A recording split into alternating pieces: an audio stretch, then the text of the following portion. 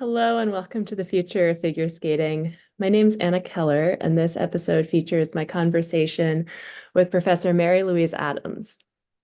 Mary Louise is a professor in the School of Kinesiology and Health Studies and the Department of Sociology at Queen's University in Ontario, Canada, where she teaches courses on sporting culture, the sociology of fitness in the body, and contemporary issues in sexuality. Dr. Mary Louise Adams' research investigates everyday movement and recreation cultures as sites where relations of domination are both produced and resisted. Drawing on literatures and theories from feminist studies, cultural studies, and sports studies, and using a range of qualitative, interpretive, and historical methods, she explores embodiment, the meanings of movement, and the relationship between active bodies and their historical and cultural contexts. Her current projects are concerned with political, environmental, and cultural history of a municipal park, expressions of feminist and utopian ideals in recreational sports, and sexual harassment in sport coaching. In 2010, Mary Louise wrote one of the best books about figure skating that I've encountered, Artistic Impressions, Figure Skating, Masculinity, and the Limits of Sport. I highly recommend the whole book, and I was so grateful for the opportunity to discuss one of my favorite topics, queerness in figure skating, with her. So thank you so much for joining me on the podcast. It's great to get to talk to you about your book and about your work overall. Yeah, thanks so much for coming on. Well, thanks for inviting me. And it's I don't have a lot of opportunities these days to talk about this book. It's been out for a while, but skating's a good topic. There's constantly things to talk about. Definitely. I really enjoyed reading Artistic Impressions. It definitely helped to crystallize a lot of things for me that I'd been thinking about, but hadn't necessarily put into context. And then also to have some of the historical perspective, I think is also very, very helpful for understanding why things are the way they are, if we want to imagine how they could be different. So that is great. Yeah, and I think that a lot of people have told me similar, like, I've thought a lot about these things before, I talk about these things with my friends and so on. And then yeah, it's not like these are new ideas. Some of the historical stuff is I think there was a lot of work to pull the historical archival material out, but the kind of general ideas about gender, they circulate among skaters and people who watch skating for sure. Yeah. So just starting us off, why did you want to write this book? How did you get into the topic of researching figure skating and looking at masculinity and figure skating in particular? I started thinking about it when I was at grad school, so a very long time ago. And I was looking for a project in a course on popular culture. I had done a lot of historical work before. I wanted to do something contemporary. I was like, I'm really interested in sexuality and gender. And, I started thinking about, I was going to do a project on such and such a television show or something like that. And then I came across, literally in the dentist's waiting room, I came across a magazine with a story about Kurt Browning that was showing him off as this new kind of macho skater who was going to fix the reputation of the sport. And it was very explicit, the way the journalist was writing about it. And I had been away from skating for a long time. I didn't know who Kurt Browning was at the time. I'd been in grad school. I wasn't watching TV or following sport. And it was very interesting to me that, macho and figure skating were showing up in the same sentence in this article. And I thought, like, well, I'm interested in gender and sexuality. I could look at this. And so I thought I was looking at skating at the time, which was in the 1990s, that I was looking to do a kind of contemporary project about how we can look at popular culture, sport being a huge form of popular culture, to learn more about the world at large and how people understand gender and sexuality. So I was trying to write a book on, well, I was trying to do a project initially on masculinity and using sport, and not doing a project on football or hockey or some of the more conventional male super macho sports, to try and get a better understanding of how people talk about masculinity. And it seemed to me, I was also interested in, we wouldn't have called it queer culture at the time, but like in LGBTQ cultures, and what the kind of context was that we were living in and that gay men were living in, and what's the context that little gay boys come out into, or little effeminate boys who are trying to make their way in the world. And it seemed like the discussions around figure skating were a way to learn about that. And then it turned into this massive history project. Yeah, and so I think one of the pieces that's so interesting to look at is that this idea of figure skating as something that is a female-dominated sport or a feminine sport or any of these things is that idea has existed for a long time, but also was not how it originally was being seen by the people who were sort of creating the sport as we know it today. So can you talk a little bit about how sort of gender and gender differences played into the beginnings of skating? Well, and that thing about, the reputation of skating as a girl sport or a sissy sport, a sport that, lots of fathers would be a little uncomfortable if their sons decided to pursue it. Like when I started the research, I was kind of starting from that point, like, let's see what it's like for boys to participate in this girl sport. And of course, that's where I should have been. That was like the thing to be asking questions about, like, why is this seen as a girl sport, and not just take that for granted. That's like pretty standard sociology 101. Like, don't take these things for granted, ask questions about them. And so skating, there was skating historically, different kinds of things that looked like skating, people sliding on ice and so on.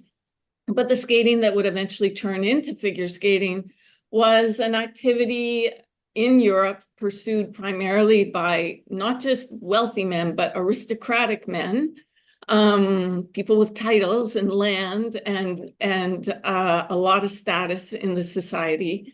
And they were doing in the UK, in England, they were building on skills they had learned in the Netherlands, and they developed a kind of art form, and they thought of it as an art form that was a way for these aristocratic men to kind of demonstrate what kind of men they were. It was very elegant.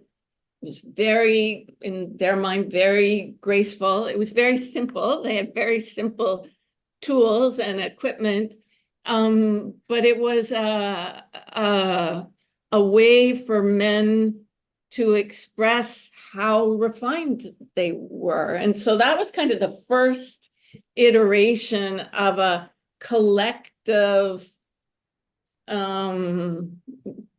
project, really, where people shared skills with each other and they met together to practice these skills together. And basically what they were doing at the time, they were doing a lot of really long gliding edges, outside edges. And an outside edge was considered like the pinnacle of a beautiful, beautiful thing to do on the ice. And it still is when people do it well. And then they moved their arms around, and they had names for the different shapes they made with their arms and so on. And they published textbooks, and they shared these names of these positions and so on.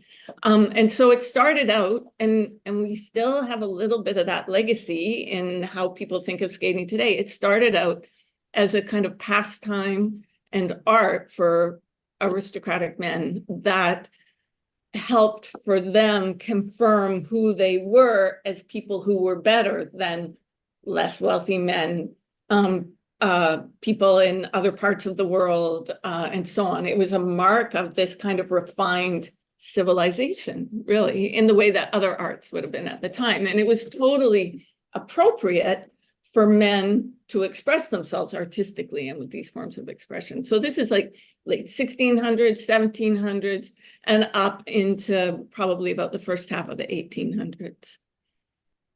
Yeah, and so that really has the distinction there is a class and to some degree a racial distinction Sure. about who it's appropriate for and who it's focused on. And at that point, I think there wouldn't necessarily have been opportunities for women to be participating, or at what point, because we think of some of the early competitions that there were also women competing side by side with men, people like Madge Syers and that kind of thing, but that would have been later in the 19th century. Yeah. And there definitely were women skating throughout this whole history, and a woman here, a woman there, women in the Dutch court, some royalty in England. But they were, for this first period where it's kind of developing as this masculine art, they were rare. But in the 1800s, when clubs start, in the early kind of first half of the 1800s, clubs started forming. And this was not just the case in skating, this was the case in other sports too. This is kind of a standard thing that happens in the history of sports. And those clubs were predominantly for men, and then eventually men could sponsor women in their families. Women couldn't join the club without a male sponsor. In fact, everybody who joined a club had to be sponsored by one of the original members, and that's, if you know the term blackballed, that comes out, you literally voted with like these little marbles, and that's how they kept the clubs secure just among the people whom the existing members thought were appropriate. And so in some clubs, women were allowed to join, and in some clubs they wouldn't have been. And then you can imagine all the complications of allowing women to join your clubs. And some of the first clubs in England were just out on ponds. People met by ponds, but then when they started having buildings and so on, also beside outdoor frozen ice, where you needed space for the women's, because men and women were supposed to just be hanging out together socially at the time. And would there be facilities for the lounges and so on for the women?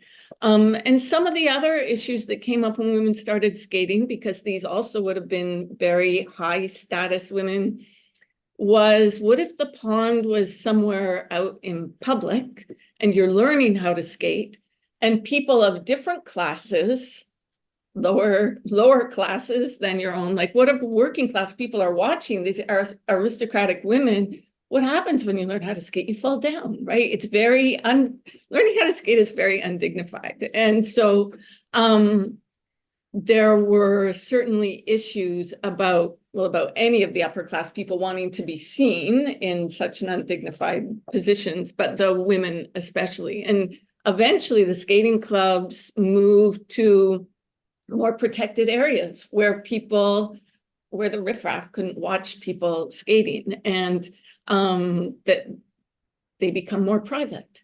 And eventually, of course, they're enclosed into buildings when there's artificial ice and so on. And we still see that now. And we certainly saw it through the 20th century, where you establish a private club and then you have all sorts of anti-Semitic and racist policies about who, and gender policies about who's allowed to participate in that club. But that history goes back to this very, very elite group of people who originally started what eventually became the sport that we know.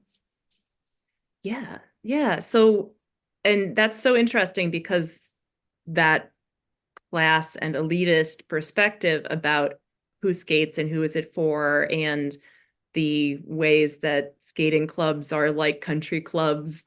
All of that is still, so it was true to my experience as a kid growing up. Like there were so many things that are still so relevant about the ways that history is present today. From looking at it from the gender perspective, when did the shift start to happen where we saw more women participating, more women competing? And can you pin the point when it starts to shift to being women dominated? I think so. I think so. I make arguments around that are put that point around the Second World War. So women started skating in greater numbers around the end of the 1800s, I think. And you have skating going on by the end of the 1800s. You have skating going on in North America. You have the skating that we think of as the sport and the actual organized sport going on in England and around the UK and also in Europe. And there's like a piece where people in England are doing a different kind of skating than the people in Europe. And that was men and women would be skating together. And it was kind of almost more like, I mean, this is the wrong image, but think square dancing of people kind of working in unison and coming in and out to the center of a circle and so on. It was a very kind of rigid team sport. It was a team sport. Whereas in Europe, it was more like becoming more like dancing and theater and costumes and music. And there's a lot of history around that. That version of the skating eventually triumphed and became more of the kind of skating that continued through the 20th century as figure skating and competitions. So some of the gender history of the sport is around women seeming more appropriate to that kind of more artistic and musical and theatrical version of skating. And that's because over the 1800s, notions of masculinity changed. So in the early 1800s, it's great for men to be like doing all these very artistic movements with their arms and everything.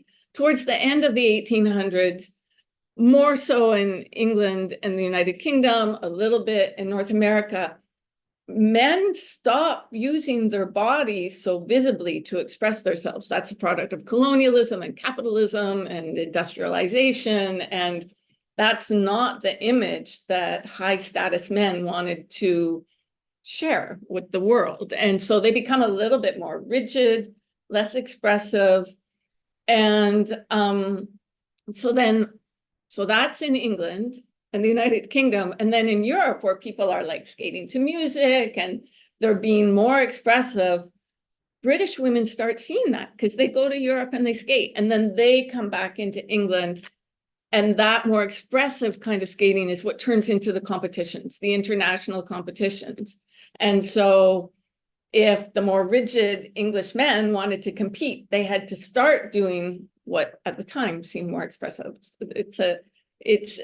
It's a kind of, there's very, sports don't just fall from the sky, right? People invent sports and while sports were becoming standardized in the 1800s with rules and formats and so on, there was a lot of back and forth. And so in skating, that back and forth had a lot to do with gender and with the relative positions of women and men in different societies. And in that way, skating's a little bit unique in that, some other sports, women weren't participating in them in the same way at that time.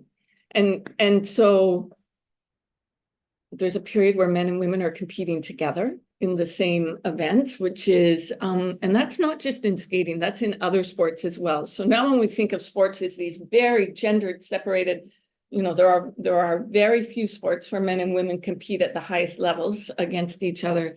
That wasn't the case in the early 20th century in a number of sports. And one of the factors, I think, that contributed to this shift in the middle of the 20th century, women started to be the most technically advanced skaters. Women were a little bit younger. We have in the 1920s, we have Sonja Henie, who was the Norwegian figure skater, very famous, and then went on to make movies and so on. She starts competing internationally in the middle of the 1920s. She's younger than the other women. She has a short skirt on. There's arguments about who wore the first white skates. People had all worn black skates before that, but she certainly was wearing white skates and setting off a kind of girlish skating, technically the most proficient skating, but also a little girlish or girly, in contrast to the kinds of skating that the men were doing at the time. So that's, I think, the big beginning of the shift. She is super important in how we start to see women dominate the sport. She was so popular because of the movies, because of being, this just winning 3 Olympics, like all of these things that she was a pioneer in. Then that definitely, I'm sure that helped to shape a broader, as skating might be getting more popular and more widely known, that her being the face of it would also then shape what people would think about it. Like if you think, so she won 3 Olympics, and I'm going to get the years wrong, you probably know better than I do, like starting in the mid-20s and going to 1936. Is that I think so. Yeah. 28. That's the right era anyway, even if we have the years off, but yeah. 3 Olympics. She won 3 Olympic gold medals, and she was a very young girl when she started. And then when she retired, so she was already hugely popular as an amateur skater. And when she retired, she was very deliberate. She went to the United States. She rented arenas. She performed for movie moguls and so on, and then went on to become a film star. And so if you think in the 1940s, before television, most people had never seen figure skating. So they'd maybe, seen fancy skaters on a frozen piece of ice, but most people had never seen competitive figure skating. And so those films were kind of the first broad, widespread sharing of figure skating with people from all class backgrounds, right? And the particular kind of skating that Sonja Henie was doing in this film involved a lot of sparkles, and she was often doing a lot of things on her toes. The toe pick was a very important part of her equipment. And there was often a romance story going along at the same time. So very popular, and she was very present in the media at the time, movie magazines, she would have been on the cover and so on. And little girls saw this, and I'm just throwing a bribe down here for the dog. They would have seen that, and then all of a sudden skating is something that girls are going to be asking their mothers if they can do. And at the same time, it's World War II. Figure skating clubs, which probably would have been more or less gender equal before the war, many men left to go overseas. And in Canada, that starts in 1939. And in European countries, that starts in 1939. And so the rinks become, seconded as places to store munitions or places to muster troops and so on. So there is no skating for a long time. And then the other thing that happens during the Second World War is that there's widespread building of rink, or the late 30s and early 40s, there's a real expansion in the numbers of publicly built, publicly funded rinks. So the WPA in the United States, tons more rinks. And so skating itself becomes more accessible. So that kind of brings it, the popularity of the movies and Sonja Henie and the bigger availability of places to skate, that kind of makes it both more accessible and attractive to girls. And of course, as it's getting attractive to girls, it's getting less attractive to boys because of how we understand gender. But also it's more accessible because there are more rinks and the number of skating clubs grows and so on. And so after the war, the image of skating and the reputation of skating is very, very different than it was in the 1930s. Yeah. And so as this shift was happening, this is also, I think, the period when you start to see public anxieties being expressed about the lack of men or what men's role in skating is. And I think it surprised me in some ways to realize some of those comments that we're still here, you could see going back directly into things in the 40s as well. So can you talk a little bit about how, I guess, sort of the role of men, or anxieties about the roles of men in skating were evolving?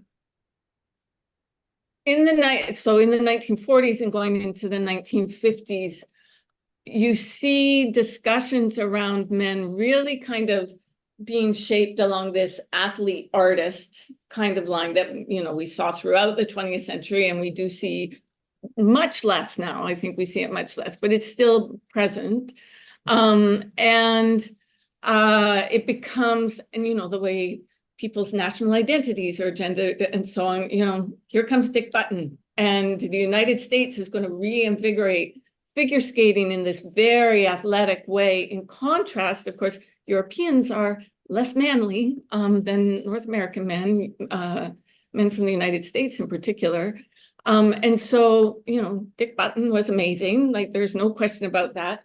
But the way he was spoken about, and the way the press would have reported on him, and the way that the figure skating world was relying on him, was to inject this new, vigorous, virile, athletic image of men skating into the sport as a way of contrasting with the kind of women skaters that you would have been seeing at the same time. And the idea was to make sure that men skaters and women skaters seemed like they were doing different things, right? Like, to make sure that they weren't too similar. And that kind of emphasis on making sure that the boys and the girls are not too much the same, that persisted through the 20th century, I think. And I think it's one of the things that's had the biggest effect on, and still that I still think has a huge effect on what skating looks like, and what's considered kind of the dominant image that we, or not what's considered, what is the dominant image that we still see in skating, in women's skating in particular.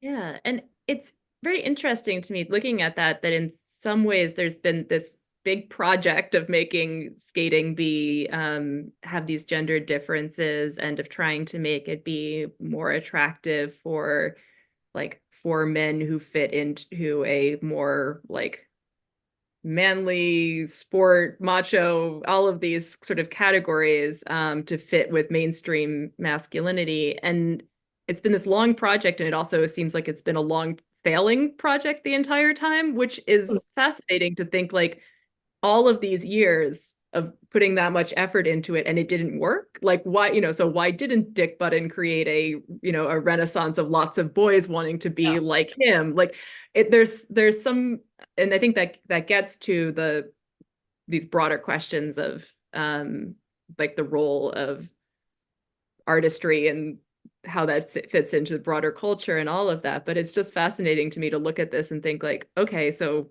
it's been this anxiety and this project this whole time, but also that skating isn't more different between what men and women do. There are very few things that are actually codified in the rules that are different. If you compare it to things like, we have some sports that only exist for men or only exist for women, or things like baseball and softball are like developed as separate sports, you know, but skating, you are still doing the same elements, more or less. You have some variations, but it's not that different at the end of the day. And so then we use all the things around the image and the aesthetics to construct difference between the women and the men. And historically that's changed. The degree of difference people have been trying to maintain, I guess, and trying to maintain. It's not, you know, sometimes it is a big conspiracy to do it, but some of it's unconscious, and some of it's just taken for granted as the way things are, and so on. But it kind of rises and falls. But what we have seen certainly is how that women skaters remain at this fixed end of how they can represent their gender, like the styles that are seen as the most valued in figure skating. And some of that's certainly racialized, and it certainly has class components to it. And you know, we're hearkening back to the legacy of skating as this aristocratic sport and this elegant sport. And you know, things like posture and carriage are built into the rules to represent that. But why is it that the costume, the costumes have changed, but the fact that why is it that, 80, 90, 95% of women skaters still wear dresses, right? Like they're just, why is, and I love a good flowy, elegant program skated to like beautiful classical music. I love it. And yet, why is that pretty much all we see still? And why haven't the images that young girls who are getting into the sport, why does everybody seem like they're kind of funneled into this one image? So is it that everybody changes to meet this image? Everybody who's good at skating loves this music, loves making these kinds of movements with their bodies?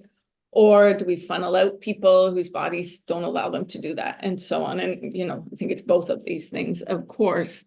And there have been times over the past 30 years where it looked like things were going to change, where you'd see a little bit of different kinds of different femininities represented on the ice, different ways of being a girl or being a woman represented on the ice. And then it's like a rubber band, it just always snaps back to this one dominant image. And with men, there was the big push in the 1990s to be macho.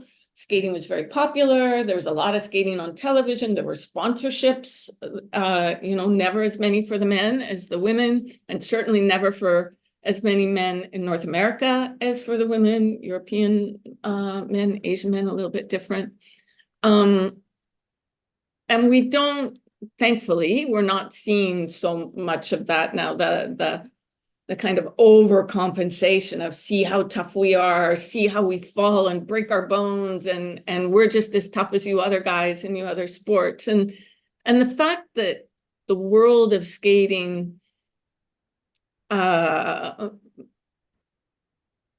felt, let's say skating officialdom, felt the need to push those images and to really highlight that kind of potential for macho-ness in skating is like just a real mark of the world that we live in. The fact that this kind of, let's call it a B-list sport in the world of professional sports, that this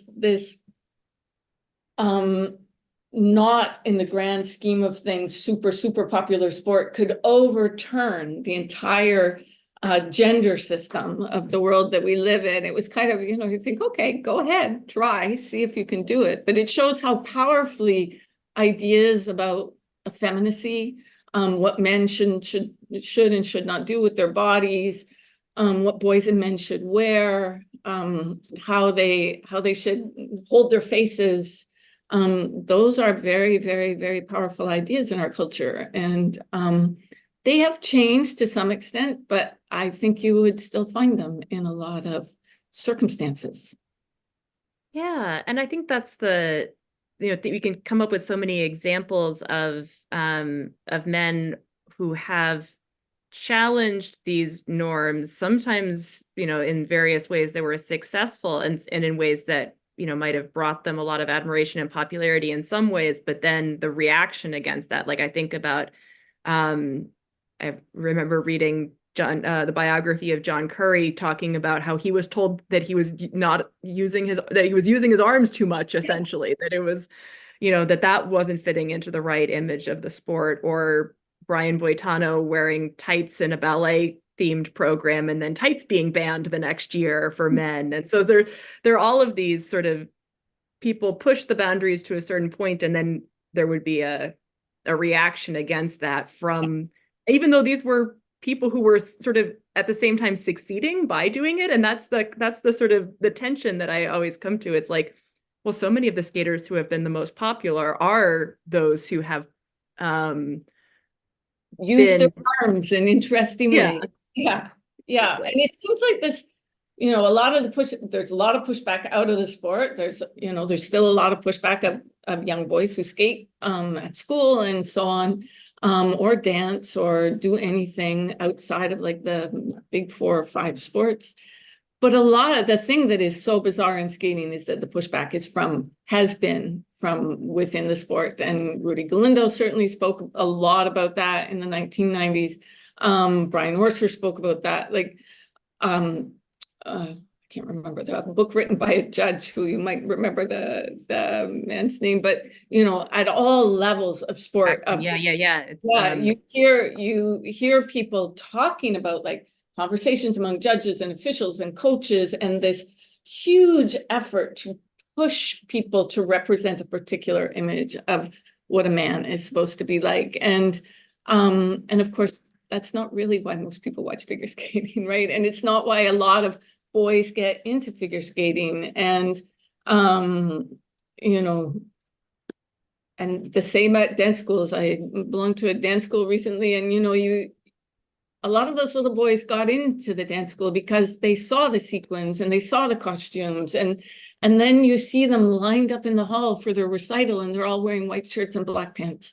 And it's like, that's not why they came here. Let them do the thing that they came here to do. And that's the same thing with skating. Like, just let it be the thing that is different. And there is a bit more room for that now than certainly there was in the 1990s or in 20 odd years ago.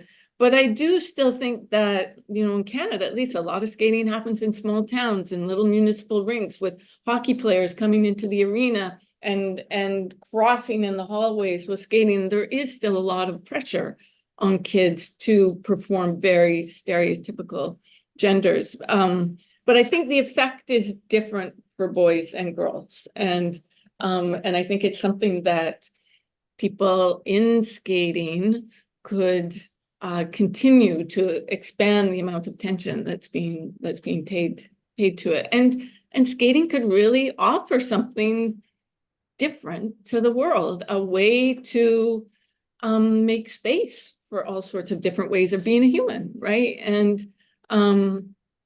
we talk a lot about policies and who's competing in which categories and stuff, and that we need all of that. Like, that is also super important, and all sports are talking about that right now. But we also just need to change the culture of sports generally, and whether it's these kind of sports or men's contact sports or whatever, like there's a lot of things that happen in sport, and that are a lot of behaviors and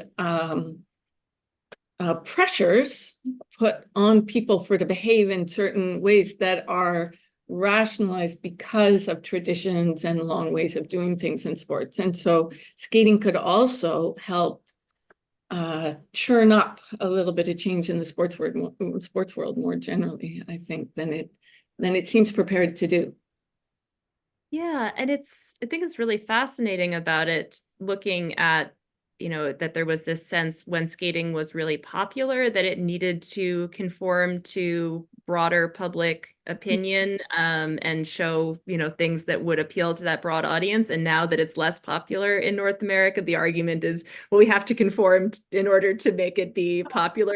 So it's sort of, no matter what your this status, those things are going to come up because they're not really about skating. They're about the broader culture. Do you think that the emphasis on jumps and things that are these easier to understand from in these art versus sports kind of place being more emphasized goes along with this drive toward, a way to show off a more stereotypical masculinity? For sure. And that's been the case forever. It's also, and jumps are, of course, easier for people to understand. It looks like it was successful. It doesn't look like it's successful. So if people are not familiar with skating, that's certainly, and they're exciting. They're very exciting. So that's a way to bring people in as spectators. And now, of course, we're seeing like unbelievable shifts in women's skating around jumping and kind of closing the gap a little bit. And those gaps exist in all sports. And I find it interesting. This is not what you asked me, but I find it interesting that there isn't a bigger fuss being made about that. When the first women were landing, when Tanya Harding or Midori Ito, when they were landing the first triple axel, it was a big deal, right? And the consistency of women's triple axels and women landing quad jumps now, it's kind of like, oh yeah, these girls are just doing this thing now. It is a big deal. Like it is a big deal. And what does it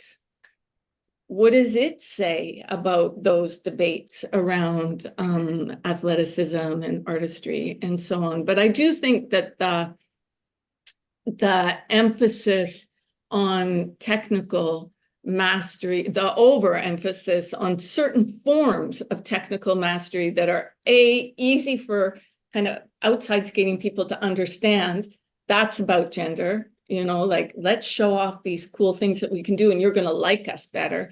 And maybe we're afraid you don't like us because we're not quite as tough as your other sports that you watch. What will it make the hockey player watching me from the side of the rink be impressed? It's Yeah. amazing how much the specter of the hockey player watching comes up in these conversations. Totally. And it is, it is in a small town rink, it's an absolute reality. And yet when it's coming kind of from the highest levels of the sport, and so there's the lowest levels where really somebody could cause you harm in the change room in your small town rink. But then as you get up a little bit further and people have been there longer and they're a little bit older, the pressure comes from the top to conform to what's expected. And that's about gender, but it is about gender, but it's also about really trying to constrain what is this unique activity because of the artistic aspects of it. And you look at changes over the last 20, 30, 40 years in contemporary dance, and you look at the way gender is represented in contemporary dance, you look at the absolutely fantastic and amazing things that people do with their bodies in contemporary dance. And we've designed a sport and a scoring system that makes it hard for people to unleash their full creativity in this place that has so much potential to just constantly be evolving and shifting. And, we do see, because of the scoring system, I think the men who are skating now are performing different versions of gender than men we would have seen 20 years ago, but they're all performing the same gender, more or less. And it's a gender I like, and I love seeing what they're able to do. But even it would be nice to see a broader range across the board in skating. You see a bit more in dance than you see in other disciplines, but the constraints on people's creativity that are imposed both by kind of cultural norms and expectations around gender and sexuality and race, and the kind of class history of the sport and all that. It would just be nice to see what people could do if the rules relaxed a little bit, and if the expectations around what counts as valuable to judges and so on. And maybe, and there are more opportunities for people to skate. Certainly we see a Lash Ballet and thing like people more ice theater, more, but there's still, it's pretty niche, like it would be interesting to see how at the lowest levels, if we kind of relax the sport, the expectation that skating is only a competitive sport, and that to be good at skating means to go into a competitive sport rather than you do something a little bit more creative with it. Like, that's the transformation I think that would do the most good. Like it would be the most interesting in terms of what's happening on the ice. And it would also open up some room for the kinds of political and cultural changes that people are hoping to see. Sport is sport's a very narrow way of representing what's going on in the world. Yeah, and you just a couple of reactions to some of the things you were saying. One about the women and quads, I think is really interesting because you're right that the way that that has been treated in the Western media, especially, is different than how it's been, the different to the past, but also to how the effort to try to make a big deal about Ilya Malanin's quad axle, Mm, which I think is in itself a really interesting study in in sports marketing and the mm, idea of how an achievement is being approached there. But with so many of the women being very young and being Russian, there mm. was a sort of distancing, I think, that happened there, that they seemed much less relatable. And there's also this sort of in the background of the mind that then came into the foreground about, okay, but are they doping? Are they all being abused? Are they all being, all of these things that I think have put a damper on the celebration of their athletic achievements. Yeah. And so those things all, kind of added up to it being a little bit less like an uncomplicated thing to celebrate. Whereas if it's an American, Yeah. though, at the same time, Alyssa Liu landed a quad Lutz, and it was not celebrated in the same way that it would have been for somebody perhaps in the doing that in the past. So it's very interesting, but there's so much investment, I think, about this in the way that the media talks about these jumps as and trying to explain to a non-regular skating audience why you should be impressed by them. Yeah. To some degree it's worked. Like people will think, oh, can you land a triple axel, as like has gotten into their minds as like this is the achievement that, to be looking for. Um, but at the same time, when people watch skating, they can't tell if that was a quad or a double. And those Yeah. are not the things that usually get the biggest applause Yeah. from the general audience. So it's an interesting project in terms of convincing people that this is the achievement that they should be looking for and celebrating, because it doesn't actually come that naturally to the audience without the sort of Oh, intermediaries explaining why it is so impressive. yeah, that's exactly right. And, I think the the loss of more freedom to design a program the way you would like to design a program, or for everybody's programs to look different, is like the scoring system really makes that difficult. And I do think there could be room for more difference with the old scoring system. Then, I mean, it's not new anymore, but you know what I mean. But Yeah, it is. we all talk about it that way, even though, I don't, I was I 10 don't when they travel. changed it. It's still the new system, and Yeah, the way everyone talks about it. and the skating that you see, and I'm just talking about the men here. I mean, the skating that you see at the very highest levels is on all fronts astounding, and like from the quality of edges to the jumps and everything in between.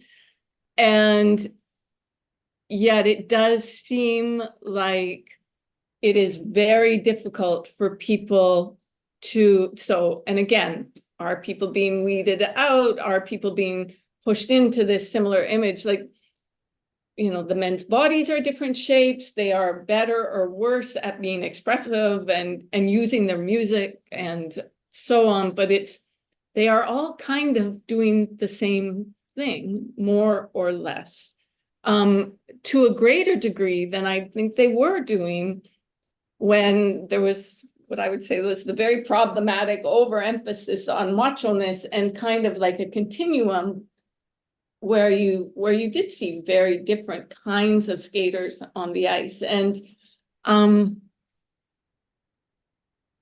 I just would like people to be able to skate and be themselves as they're skating. And maybe that's a very naive position. I'm an elite athlete, and myself is the person who is like maximizing the points in the scoring system, and I don't care what music I'm using, or what what I'm representing with my arm movements or whatever. But it does seem like the potential, there is a lot of, with these incredible skills that people have, there is a lot of potential being lost in terms of what they could be doing with them creatively to have different personas even on the ice or something like that. And that's a shame. Like that's, and you know, I do agree with people who say like the competition is the fuel for many people to increase that.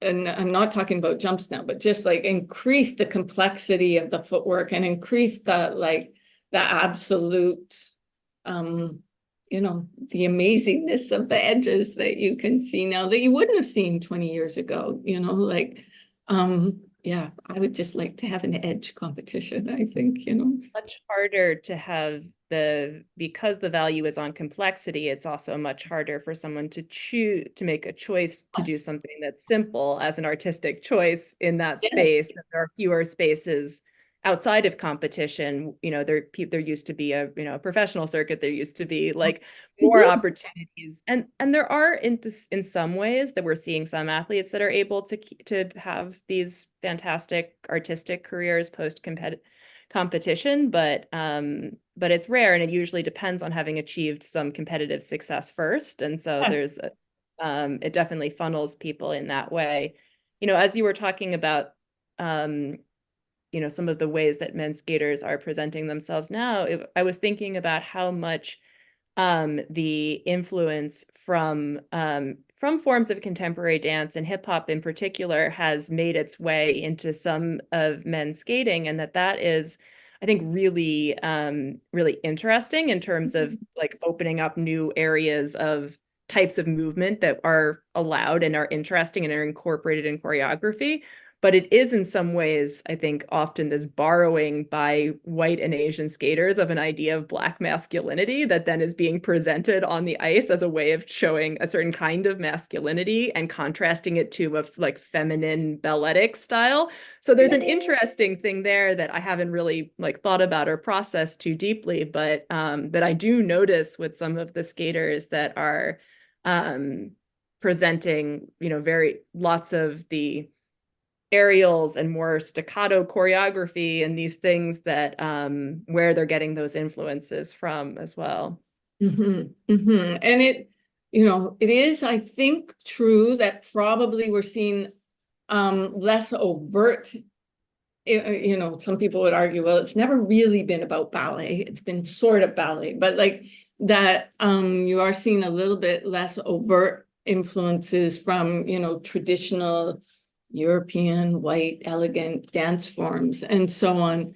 But it does see like the ice and the blade is a different thing. And so it would be, so take the musical influence, take the, you know, from other forms of art, and then think about what is specific to our sport. Like the thing that's going to make dancers want to steal from skaters, right? The thing that's going to make dancers envious of what you can actually do on the ice with skates, whether whatever kind of line you're trying to develop or whatever kind of approach to movement that that you're engaged with. And yeah, so some of that's about gender and some of it's not about gender. And however much room the men have now, I do think that the space has not opened up for women. You know, women skaters are, so they're more technically proficient. They, you know, they have more complex programs than they did 40 years ago, but they're still basically portraying the same image on the ice. And you can be like peppy and perky, or you can be like elegant and yeah, elegant and super graceful. And now women skaters are able to do that and throw in like these amazing jumps too. And so it is amazing what they can do, but you just think about at lower levels, who are we losing because they don't feel able, whether by body, who might be unbelievably capable of doing the kinds of skills and so on, but they don't conform to the body type, or that that's not their thing. Like elegant is not their thing. And so there could be a lot of other ways, I think, for women to be moving on the ice. And they could be super queer, or they could be like, who knows what they could be, but they could be very, very different. Yeah. Well, and I think it's been fascinating seeing since Amber Glenn just won the US National Championships as the first out queer woman to have won a national championships like that. And and she was getting a lot of praise and also some people pushing back and being like, what you were scared to come out? Like, really, look at all the love you're getting. And she was, trying to point out the ways that the gendered expectations that she was already feeling as a skater who didn't necessarily feel like she fit in perfectly into the ice princess model, that she was afraid that, having her being open about her sexuality would just layer another set of people like judging her more harshly on those terms. And it's really interesting because, somebody from the outside of the skating world would look at her and would say, oh, but she is presenting a very sort of typical femininity, but within the restricted Yeah. norms of what's allowed within competitive skating, she was on, somewhere on a spectrum of like, oh, she's wearing pants. Oh, she's the, Ooh, doing it's, so wild. it's all of these things that Yeah. are that will land differently to somebody inside and outside of the sport. The same reason that so many people are shocked when, you say there's really actually only very few, out men in the sport right now. And they're like, really? And it's Yeah. like, hasn't this been a thing forever? And like everyone just assumes that they're all gay. Well, it's like, because everyone assumes they're all gay, they're under a huge amount of pressure not to be. And that's the internalized homophobia within the sport is the thing that people don't recognize from outside of it.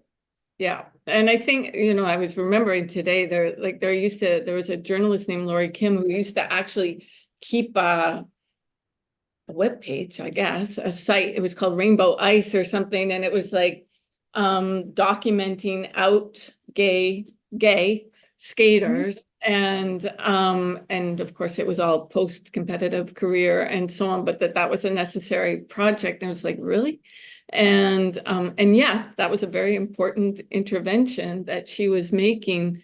I think people would say, friends who work in skating bureaucracies and in clubs now would say it is much easier to be a gay kid in or a young person or a queer young person in a skating club these days than it used to be. But you would still think that the sports reputation on a bigger level would allow, just allow a little bit more bravery from the sport itself. I'm not saying that individual people can make the decisions that they feel they need to make on their own, but the sports, the United States Figure Skating Association, Skate Canada, we are the gayest sport. Isn't that the most amazing thing? Who wouldn't want to be the gayest sport? And maybe that's not true, but we're one of the gayest sports. And they're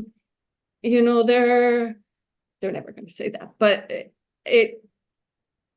it would be, there certainly is room to make it clear that there are a lot of gay people involved in this sport, and they're going to be treated well in this sport, and that we're not going to tolerate any poor treatment in this sport, and that it is a sport that allows, that recognizes and celebrates being yourself as you are performing, because it is an aesthetic and artistic sport, right? And so much mileage to be gained out of that. And Skate Canada will show up at Pride Day somewhere or something like that, and that's great, but it's not, there is a lot of opportunity for further movement along those lines. And I think skating organizations and other sport organizations are trying to do it through policies and educational programs for coaches and so on, and that's all super important. But call a press conference, try and get somebody on CBC to do a special about what's it like to be the queerest sport, there's also, they could be making a bigger intervention than they are.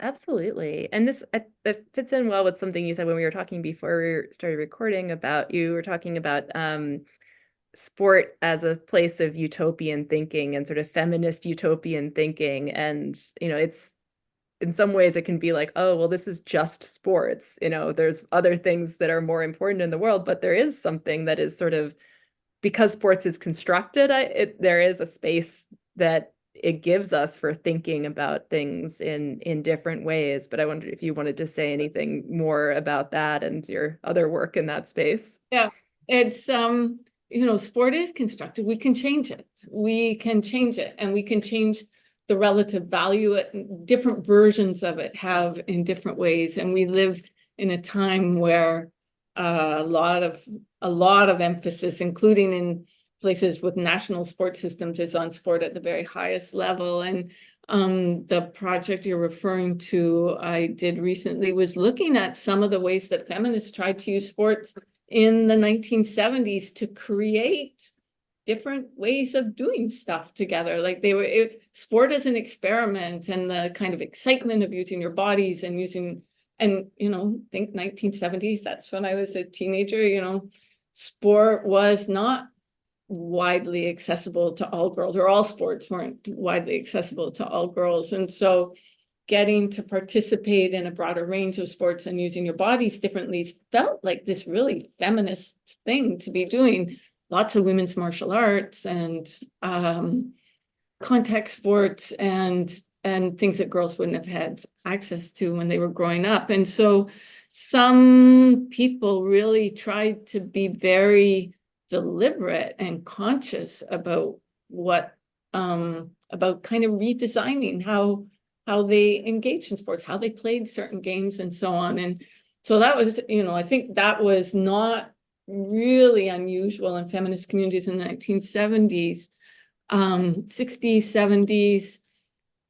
But more recently, I see some of that going on in the communities around where I live, and again, softball seems to be huge for this. And I guess it's softball, there's softball diamonds down the street, there's like softball leagues, but people trying to do really, really interesting things with their like community recreational softball teams, like decolonial, anti-racist, non-fat phobic, queer positive softball, and what does that look like? And that's, you got to make that up, right? Like you got to make that up. And so it's really, it's a little bit more exciting maybe for people than a million meetings about how to, redesign the social system that we live in to make it less oppressive for all sorts of people. Why not try and put our ideas about how to make a better world into practice? And why not do that in a fun way, and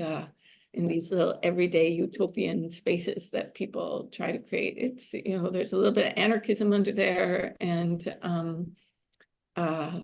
yeah, I think it's interesting to talk to students about that, because it's like, I don't know. We have some pretty strong ideas right now about what sport are for, and mostly it's to win or it's to be healthy and not fat. And sport can do a lot more, and skating is a very good example of how sport can be doing a lot more for all of us. Yeah. Mm-hmm.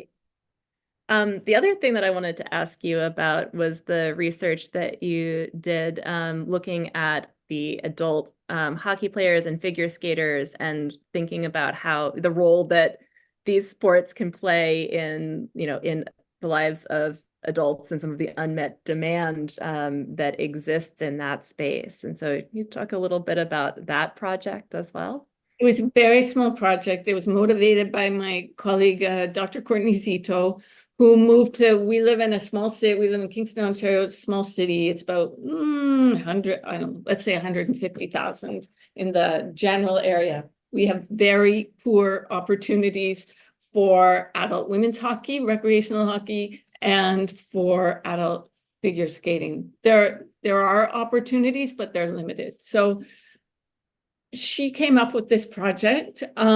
She's a hockey player. And she came up with this project where we would talk to adults who would kind of come to their sports as adults. And we did a survey with adult hockey players and adult figure skaters about the programs they'd been involved in. ask them about what worked for them, what they, what they imagined they would like, what kinds of experiences they had had. And basically, and then based on that survey, we interviewed coaches, figure skating and hockey coaches who work with adults, and the kinds of things that we learned from them there's a huge untapped market for programs to help. These are adults who are not like super serious master's level athletes. These are people who learned something and want to get better at it. And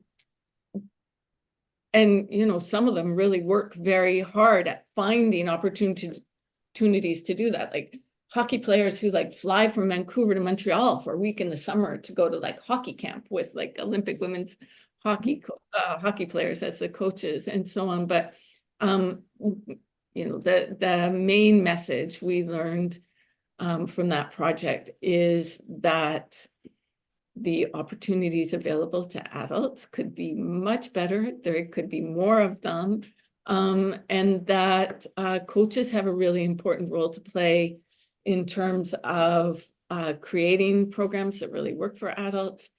The other big thing, of course, any hockey player or figure skater can talk about this forever, is the lack of ice time. And so different sports have different opportunities, but ice time is a limited resource certainly in Canadian towns and cities. And the politics of who gets ice when, who gets how much ice, how much it costs it's pretty overwhelming for coaches when they think about how they could make interventions, or skating clubs even. We'd love to offer more opportunities for adults, but if there's adults on the ice, we pay more for the ice. Municipalities discount the rates for ice time for youth.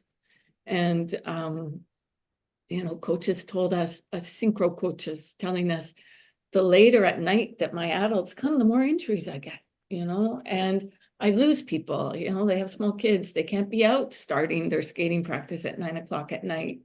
But we also learned how excited people are to get to do this thing. And lots of the women who learned hockey as adults, they wanted to play hockey when they were kids. They weren't able to play hockey when they were kids. Their families couldn't afford it. Both these sports are expensive sports.